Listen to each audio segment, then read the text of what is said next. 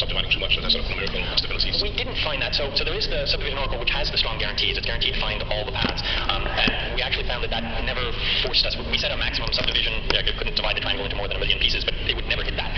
So we never encountered that case in practice. Another question is the spindle that you use seems to rely on going from a lower index of refraction to a higher index of refraction. If you had, say, a water drop inside an ocean, and you were to go into a medium with a lower index of refraction, you get a spreading of the rays. And how would that work? That seems that the data structure will no longer maybe be as efficient. I have to think about that more, but I think that the case is symmetric, that you'd just be reversing it. You still have a limit. It's just you've sort of flipped L and V. Instead of focusing the light, you'd be spreading it out. The spindle was sort of using the fact that refraction focuses the light as going to it, but with a high index of refraction. You still have this limited bending angle, I think, even in that case. You may want to sort of, it's somewhat symmetric between L and V, and so you may want to think about it as sort of swapping L and V and then looking at it as if it was going into the denser medium. But I think the spindle would still apply in that case, but I should think about it a little more. Okay, so almost related to that is you referred to the microfacet model in 2007. Do you think this method could be extended to support the EDFs, so slightly glossy surfaces? So you could, except of course then once you allow the surface to actually spread the direction rather than refract into a single one, there's no longer a single path, there's going to be a region of paths.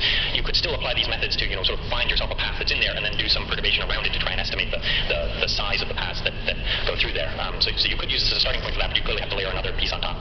Okay, thanks. Yeah, I have a long list of questions, but I'll ask them later in the break, so others ask questions as well. Thanks. Thank you. We have time for one more brief question. Yeah, I'm not sure if it's a subset of this question, but very quickly, it's not related to it. Can you put a light source inside your transparent object and will that work? It seems like your light source was always outside. So both the object, in contrast with that question, both the object as well as the light source is inside your system.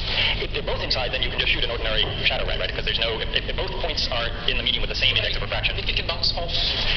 So you can, so Mitchell Hanrahan used a very similar technique for reflections. The same techniques we're using can also be used for reflections. We don't demonstrate that in the paper, but you can. Basically, you can use the half vector for the reflection case and solve for those points as well.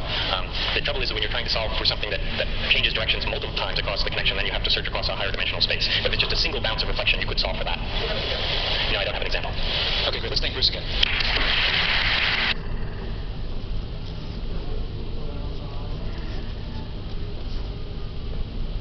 Thanks for the introduction. So throughout the years, I've seen many papers in texture synthesis, including several in this section. But this is where all the evil begins. So the original goal for texture synthesis is like this. You say you have a small input, like the banana skin on the left. Then you want to have an algorithm that can produce a large output with similar appearance to the input. The original motivation is that it may be difficult to get a large input due to various reasons, maybe due to surface curvature, lighting variation, shadows, etc. So if you just have this small input and you use it directly for texturing, it may give you a variety of artifacts like non-neutral repetition. So if you can have a large output like this, it can help you produce better results. So it's not exactly a flip of a slide, but for image textures, we are trying to shoot for a different goal. Say you have a large input, like the banana skin on the left. The goal of image texture synthesis is to produce a small output that summarize the content of the original input. So what do we want to do this?